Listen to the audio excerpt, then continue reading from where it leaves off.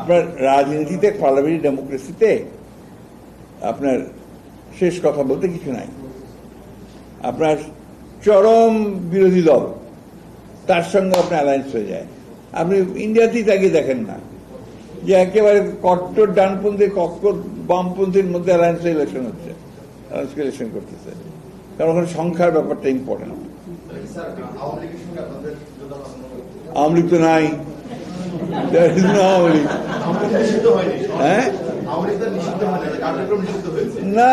লীগ তো নাই।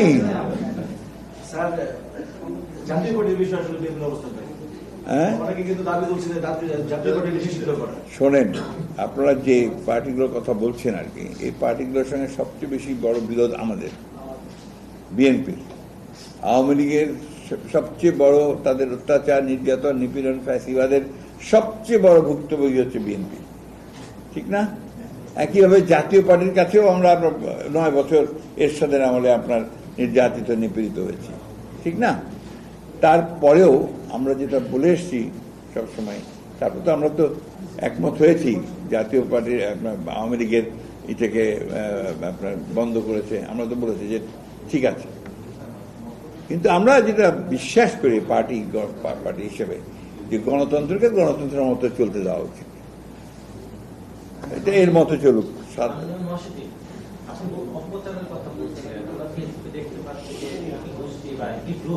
অপপ্রচার চালাচ্ছে অন্তর্বর্তী সরকারকে 5 বছর অনেকে ক্ষমতায় দেখতে চায়, কিন্তু অনির্বাচিত সরকার কিভাবে দেখতে চায়?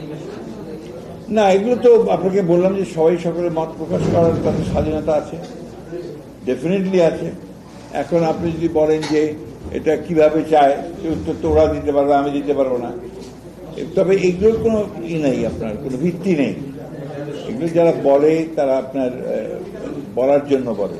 আরেকটা সুবিধা আছে, বাংলাদেশের মানুষের মধ্যে আপনার একটা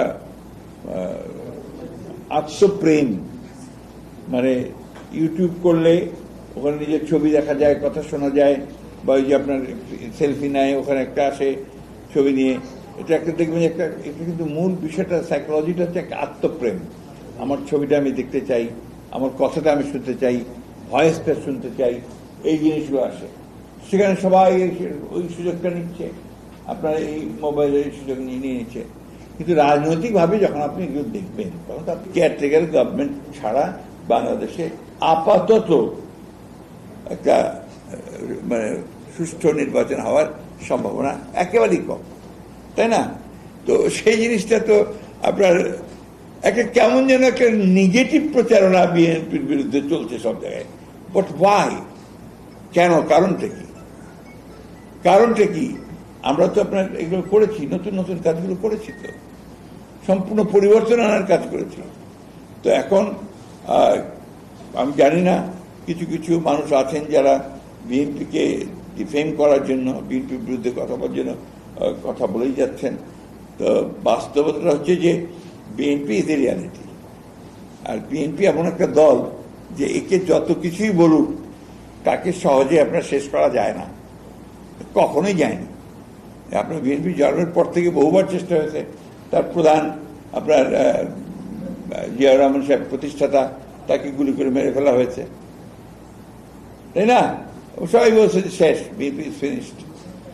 আবার দেখেন 9 বছর বেগম জিয়া, দেশনেত্রী বেগম খালেদা, তিনি আপনার আবার সেই লড়াই করে করে করে করে করে বিএনপিকে ক্ষমতায় নিয়ে এসছেন 1991-তে, 1991, তাই না? 91-তে। তো এই যে বিষয়গুলো পরবর্তীকাল সবগুলোই এখন এই 15 বছরে তো আমরা বিলীন হয়ে গিয়েছিলাম প্রায়। ভাবছেন যে বিএনপি শেষ হয়ে যাবে, বিএনপি খণ্ড বিখণ্ড হয়ে যাবে, কত লেখালেখি, কত কিছু পারেনি তো। একটা লোক ছাড়া 2টা লোককে পেতে নিতে পারে না, তাই না?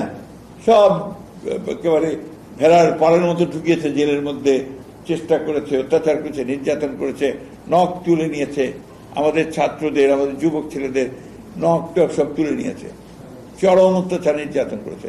তারপরেও তো নিতে পারে না। BNP is there, very much there. হ্যাঁ, সমস্যা কিছু আছে, সেটা আমরা অস্বীকার করবো না। তো এত বড় দল, এত বড় দেশ, মানুষগুলোর কালচারটা রাতারাতি আপনার সব বদলে যায়নি। আমি যে কথাটা আমি সবসময় বলার চেষ্টা করি, যে ডেমোক্রেসি ইজ এ কালচার, এটাকে আপনাকে প্র্যাকটিস করতে হয়। এটা একদিনে আপনি এটাকে করতে পারবেন না। যে সমস্ত দেশের ডেমোক্রেসি আছে পশ্চিমা বিশ্বগুলোতে, শত শত বছর তারা ডেমোক্রেসি কালচার করেছে, এবং তাদের প্রথম দিকটা দেখেন পার্লামেন্টের মধ্যে মেরে ফেলেছে। এই আপনার লন্ডনের মতো জায়গায় পার্লামেন্টের ভেতরে আপনার প্রধান মেইন স্কিল এর আগেও আপনার হয়েছে। তো গণতন্ত্রে এই জিনিসগুলো কিছু কিছু থাকবে, সমস্ত আপনার একেবারে সেই আপনার ফুলের বিছানার মতো হয়ে যাবে তা তো না, এটা হতে পারে না। বেড অফ রোজেস হবে সবসময়, এটা হয় না। তো এটা ধৈর্য ধরতে হবে, এবং গণতান্ত্রিক প্রক্রিয়াটাকে আপনার যদি চালু রাখতে হয় তাহলে সেই ধৈর্যের মধ্য দিয়েই এগিয়ে যেতে হবে। আমি রাজনৈতিক দল, ব্যক্তি, সংগঠন, এমনকি আপনাদের সোশ্যাল মিডিয়ার সমস্ত যারা অ্যাক্টিভিস্ট, তাদেরকে অনুরোধ জানাবো, don't try to divide the nation. জাতিকে বিভক্ত করবার চেষ্টা করবেন না। একটা বিষয়ে জাতি ইউনাইটেড, যে আমরা গণতন্ত্র চাই, রেস্টোরেশন অফ ডেমোক্রেসি চাই, আমরা গণতান্ত্রিক পদ্ধতিতে রাষ্ট্র পরিচালনা করতে চাই, আমার ভোটটা আমি দিতে চাই, ভোট দিয়ে প্রতিনিধি নির্বাচিত করতে চাই, সংস্কার চাই। সমস্ত সংস্কারগুলোর কথা বলা হয়েছে, সবাই বলেছে। সেই ক্ষেত্রে এটাকে এখন অযথা এই ডিভিশনটা করবেন না। এই ডিভিশনটা আমরা যদি করি তাহলে আমাদের এই জাতির বাইরে যারা আছে, শত্রু যারা বারবার বাংলাদেশকে বিভিন্নভাবে আপনার ক্ষতিগ্রস্ত করার চেষ্টা করেছে, তারা এই সুযোগটা আরো বেশি করে পেয়ে যাবে।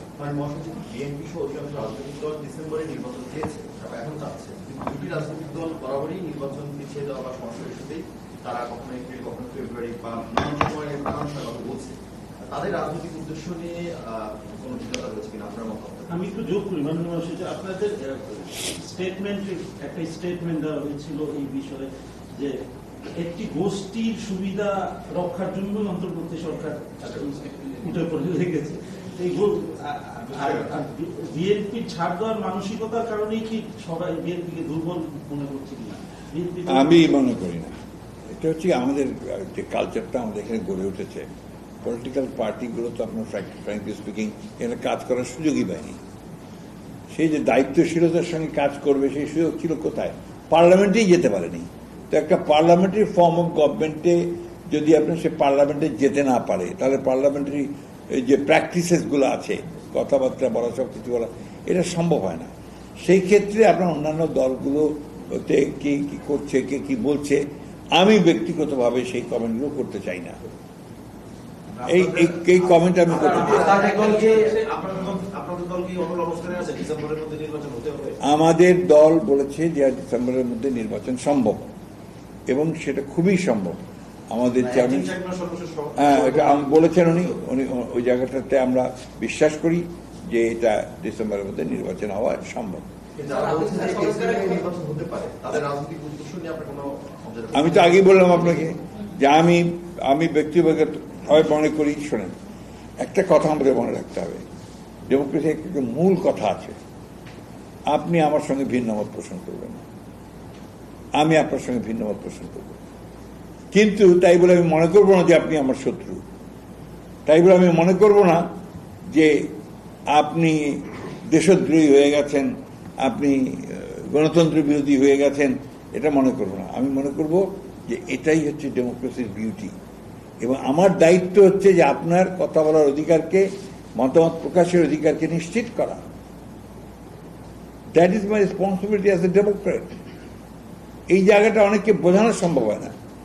ডেমোক্রেসিটা তো আসলে আপনাকে একটু চর্চা করতে হবে, আপনি ইভেন কালচারের মধ্যে আনতে হবে, আপনার বাসায়, আপনার পরিবারে, আপনার সমাজে, সব জায়গায় আনতে হবে। সেটা তো আমরা করতে পারিনি। ওই জায়গাটা শুরু করা যাক, লেট আস স্টার্ট। আপনাদের অনেকেরই আছেন যারা অনেক অনেক আগে থেকে আমার সঙ্গে আপনারা কথা বলেন, প্রেস কনফারেন্স অ্যাটেন্ড করেন। আমি কিন্তু এই কথাটা প্রথম থেকে বলছি।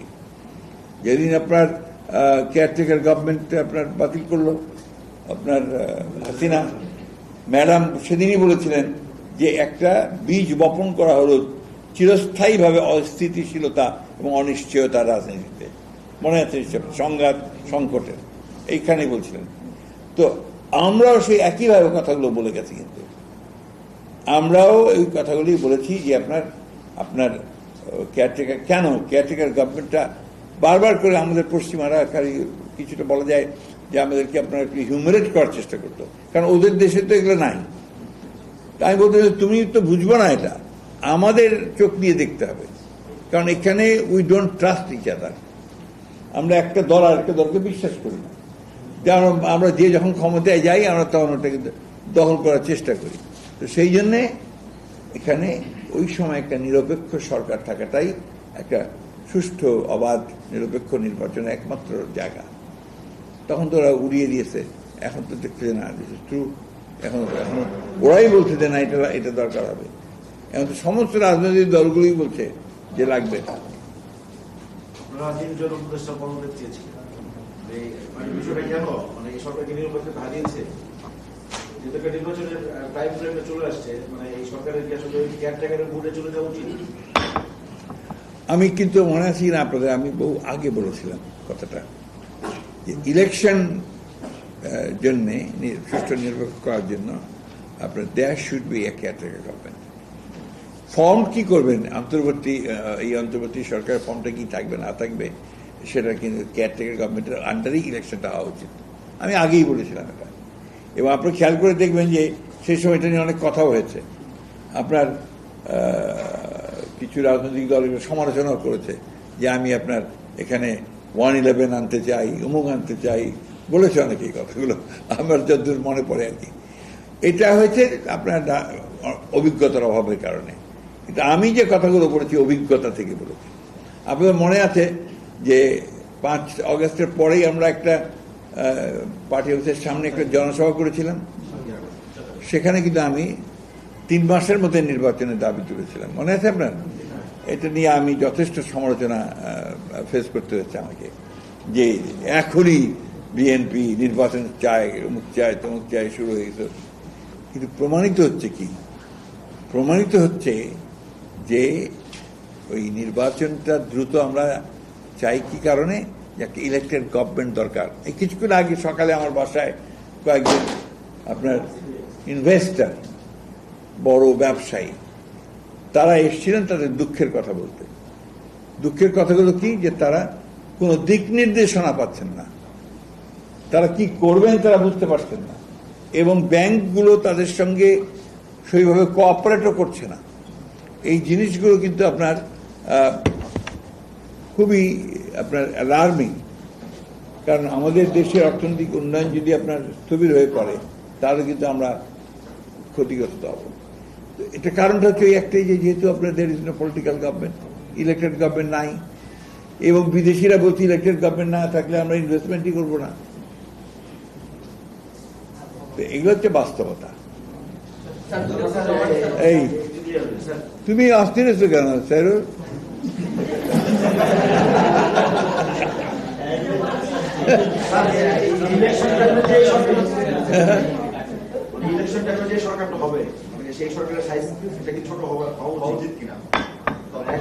না না, অবশ্যই।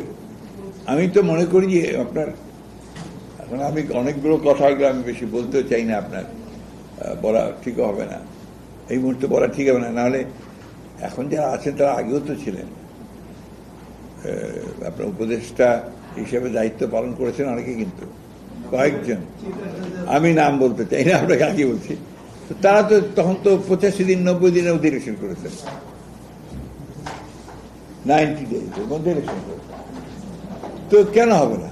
হ্যাঁ, একটা কমন ডিমান্ড আছে, ডিজায়ার আছে, যে এটার আপনার স্ট্রাকচারাল পলিটিক্সের এবং স্ট্রাকচার চেঞ্জ করতে হবে, সংস্কার আনতে হবে, ওটা আমরা একমত হয়েছি এবং আমরা কাজ করছি। প্রত্যেকটা সংস্কার কমিটির সঙ্গে আমরা ওতপ্রোতভাবে কাজ করেছি, তাদের প্রতিটি মানে আমরা ওপিনিয়ন দিয়েছি, জবাব দিয়েছি, লিগালি সাহায্য করেছি। আমাদের মতো অন্য কোনো পলিটিক্যাল পার্টি এইভাবে করেছে কিনা আমার জানা নেই, আপনারা বলতে পারবেন। সবচেয়ে বেশি আমরা কোঅপারেট করেছি, কাজ করেছি, এগুলোর উপর আমরা কমিটি তৈরি করেছি, কমিটি করে আমরা সাথে দিয়েছি। আমাদের ওই জিনিসটাতে যদি কেউ কোশ্চেন করে তখন ন্যাচারালি আমরা হার্ট হই, আমরা কষ্ট পাই। এখন ব্যাপার হচ্ছে কি যে আপনার বাংলাদেশে আমার কাছে আর কি, এটা আমার অ্যানালিসিস, বাংলাদেশে আপনার দুটো ক্লাস আছে। একটা হচ্ছে আপনার আরবান এলিটস, শহুরে এলিট যারা আছেন, আর একটা হচ্ছে আপনার রুরাল পিপল, তাই না? এই রুরাল পিপলের কিন্তু একটু ভিন্ন একটা চিন্তা ভাবনার মনন দেখবেন যে একটু ভিন্ন রকম। আবার আপনি শহরের লোকজনদের চিন্তা বর্ণনা দেবেন একটু ভিন্ন রকম। শহরের এলিটরা খুব অস্থির এবং সবকিছু এখনই পেয়ে যাব, সবকিছু এখনই ঠিক হয়ে যাবে, এটা এখনই ঠিক হতে হবে, এরকম একটা ভাব আছে। তো গ্রামে যারা আছেন তাদের তো একই রকম জীবন, সরকার চেঞ্জ হলে কি হলো না হলো খুব একটা যায় আসে, they are not that much bothered. আর বাংলাদেশি জাতির মতো পলিটিক্যালি কনসিয়াস জাতি এটা আর কোথাও নাই, কিন্তু কোথাও নাই। এই যে সবাই রাজনীতি করে, সবাই রাজনীতি সচেতন, সবাই কমেন্ট দেয়, সবাই আপনাদের কি সোশ্যাল মিডিয়াতে দিয়ে দিচ্ছে, কথা বলছে, এটা কিন্তু আর কোথাও পাবেন না। যেটা বলছিলেন যে অন্তর্বর্তীকালীন সরকার কি বলছে যে ওইগুলো রয়েছে, এখন কি তত্ত্বাবধায়ক সরকার মনে চলে যাওয়া উচিত? না, এটা ডিপেন্ড করবে যখন চূড়ান্ত একটা আলোচনা হবে। আমার বিশ্বাস যে আরো আলোচনা হবে, একটা আপনার নির্বাচনের জন্য চূড়ান্ত একটা সিদ্ধান্ত হবে, তখন তো সেটা যাওয়াটাই বাঞ্ছনীয় হবে। স্যার, আপনি সংস্কারের কথা বলছিলেন, বিএনপি এখনো মৌলিক যে সংস্কারগুলো বা অন্যান্য দলগুলো এনসিসি নিয়ে রাষ্ট্রপতির প্রক্রিয়া নির্বাচিত হবে বা যে একটা প্রতিষ্ঠা সবগুলো নিয়ে মৌলিক কিছু বিষয় কিন্তু এখনো ঐক্যমত কোনো দলগুলো করছে, সবাই সবার অবস্থান ব্যক্ত করছে। সেই জায়গা থেকে বিএনপি বড় দল হিসেবে এনসিসি নিয়ে বিএনপি একটা রিজিড অবস্থান আছে, সেটি সরাসরি চালু করে দিয়েছে। অন্যান্য কিভাবে বাস্তবায়ন হয় প্রক্রিয়া নিয়ে কথা বলছে, তো অভিযোগ করছে অনেকেই বা বিরোধী পক্ষরা, সেই জায়গা থেকে বিএনপি সংস্কার কিছু চাচ্ছে, সেগুলো তাদের নিজেদের মতো করে। এই বিষয়ে আপনাদের এবং এই অভিযোগ আমি আমার মতো করেই তো চাইব। আমি কি আপনার এখন জামাত ইসলামের মতো করে চাইব বা নাগরিক পার্টির মতো করে চাইব? আমার যে রাজনৈতিক দৃষ্টি, আমার যে রাজনৈতিক আদর্শ, আমার যে রাজনৈতিক চিন্তা ভাবনা, আমি সেখান থেকেই চাইব। আপনি যদি আমাকে এখন বলেন যে তুমি কমিউনিস্ট পার্টির মতো করে দাও, তো not possible. I am not communist party, তাই না? বিএনপির মতো করে দিয়েছে। বিএনপি যা বিশ্বাস করে, যেগুলো তার আদর্শ, যেগুলোতে তার মূল বিষয়গুলো আগেই ঘোষণা করেছে, আমার তো আগেই ঘোষণা করা, অনেক আগে ঘোষণা করা। আপনার এই অভ্যুত্থানের অনেক আগে থেকে আমার 31 দফা ঘোষণা করা আছে যে আমরা কি কি পরিবর্তন চাই। সুতরাং দ্যাট ইজ মাই পয়েন্ট। আমি তো ওই জায়গায় দাঁড়াবো। আমি কেন আপনার অনুমোদন? হ্যাঁ, আলোচনা করে এক জায়গায় আসতে গিয়ে যে একটা পয়েন্ট ছাড়টা দিতে হয়, সেগুলো তো আমরা দিচ্ছি। আমরা তো পরিষ্কার বলেছি যেগুলো তো ঐক্যমত হয় সেগুলো তোমরা এখনই করো, আর যেগুলো তো ঐক্যমত হবে না সেগুলো পার্লামেন্টে চলে আসবে আপনার ইলেকশন ম্যানিফেস্টো হিসেবে, পিপল অ্যাকসেপ্ট করবে, হয়ে যাবে। কঠিন ব্যাপার তো না। মাঠে একটা আলোচনা ডালপালা মিলছে যে আগামী নির্বাচনে বিএনপিকে একটা সংখ্যাগরিষ্ঠতা কোনোভাবে পেরে দেওয়া হবে, এবং সেই জন্য কারা দেবে না, কারা দেবে না সেটাই না। আমি আপনার কাছে জানতে চাচ্ছি যে কারা দেবে না বলে মনে হয়। আমি শেষ করি স্যার, যে কিছু দলকে প্রয়োজনীয় সংখ্যক আসন দেওয়া হবে যাতে করে বিএনপি একক সংঘর্ষ নিয়ে সরকার গঠন করতে না পারে, এবং তাই অংশ হিসেবে কে করবে এটা? এটা কে করবে? কে করবে এটা? সেটাই আমি সেই জানতে চাচ্ছি তো আপনার কাছে। সরকার। তাহলে what is the difference between fascist Hasina and this sarkar? কেউ কিছু নির্ধারণ করে দেবে? আমাকে বলেন আপনি। ওরা জীবনেও ওই কথা বলেন, উচ্চারণ করেনি, চিন্তাও করে না, আমার ধারণা, তাই না? সুতরাং একবারের জন্য তারা এই কথা বলে নাই। আপনি ওটা বলছেন মানে এর সাথে বাস্তবতার কোনো সম্পর্ক নাই। কিন্তু স্যার আরো একটা আলোচনা আছে যে আপনাদের যে শরিক দল তাদের কিছু কিছু আসন ছেড়ে দিচ্ছেন সমঝোতা। না, এটা তো স্বাভাবিক। এটা তো আপনার পার্লামেন্টারি পলিটিক্স, এটা খুবই স্বাভাবিক, এটাই ন্যাচারাল এবং এটা হওয়া উচিত। আমরা আগে থেকে কমিটেড যে আমরা আপনার নির্বাচনের পরে আমরা যারা এতদিন আমার সাথে লড়াই তারা এনসিপি, জামাত ইসলামী এই ধরনের আলোচনা আছে না, এইগুলো ব্যাপারে আমার কোনো ধারণা নাই। আপনার আলোচনা থাকতে পারে, ধারণা নাই, এবং আমাদের এই ধরনের কোনো আলোচনা হয়েছে বলে আমার secretary general of the party আমার এখন পর্যন্ত জানা নাই। হ্যাঁ, এটা পরের ব্যাপার। যদি আলোচনা হয় হবে কিছু, সেটা ডিফারেন্ট কোয়েশ্চেন। তবে আমি তো নিজে এখনই চিন্তিত যে প্রত্যেকদিন আমাকে ইফতার পার্টি করতে হবে না, এটা আপনি নো জোক, এটা বিরাট ব্যাপার। একটা ব্যয় দ্বিগুণ হয়ে যাবে, ব্যয়টা দ্বিগুণ হবে। এবং সেই ক্ষেত্রে আপনার সবাই যে আমরা অনেকে চিৎকার করি, আমরা সবাই যে আপনার অর্থের কমাতে হবে এবং কমাতে হবে, এটা তো বাড়বে। This number one. Number two, গরম, প্রচন্ড গরম সেই সময়। আপনার ঝড় বৃষ্টি আছে দিনের বেলা। আমরা তো আমাদের যে কালচার, এখানে নির্বাচনের জনসভা করতে হয়, জনসভা করে লোককে বলতে, জনসভাতে লোকজন আনাটাই মুশকিল হবে, রৌদ্রের মধ্যে কে আসবে, রাত্রিবেলা গিয়ে মিটিং করতে হবে আর কি সূর্যের। এটা তো ওই যে কালকে কোথায় যেন দেখলাম যে বাংলাদেশের নির্বাচন বেশিরভাগ সময়ই আপনার ডিসেম্বর জানুয়ারির মধ্যে হয়েছে, মাত্র দুবার বোধহয় আপনার হয়েছে, তা দুটো ইলেকশনই আপনার একটু ঝামেলা ছিল। যাই হোক, তারপরেও আপনার আমি মনে করি যে নির্বাচনটা খুব বেশি প্রয়োজন। এটা হচ্ছে আবার অনেকে আমাকে ভুল বুঝবেন যে সংস্কার চাই না, নির্বাচন চাই, এই যে একটা আমাদের বিরুদ্ধে প্রোপাগান্ডা, প্রচার, এটা কোনো যুক্তি নাই। আমরা তো বহু আগে সংস্কারের কথা বলেছি, আমরা বহু আগে বলেছি যে এই ব্যবস্থা চলবে না, এবং সেই ব্যবস্থাটাকে আমরা ভিশন 2030 ম্যাডামকে দিয়েছি এই রুমে বসে, আমার এখনো মনে আছে। After long debate for few days, 7 দিন 8 দিন ধরে বিভিন্ন বিষয়ে ডিবেট করে করে করে বিভিন্ন পেশার লোকজনদের সাথে কথা বলে কিন্তু আমরা দিয়েছিলাম আপনার ভিশন 2030। তারপরে আমরা যখন আপনার আবার ঐক্যের মতো একটা ওই যে যুগপৎ আন্দোলনের দিকে গেলাম, তার আগেই আমরা একটা 27 দফা আমাদের দলের পক্ষ থেকে দিয়েছিলাম। এরপরে যখন আমরা অন্যান্য আমাদের যুগপৎ আন্দোলনের শরিক দলগুলোর সঙ্গে কথাবার্তা বলতে শুরু করলাম, তখন দিনের পর দিন আলোচনা করে আমরা আপনার 31 দফা দিয়েছি।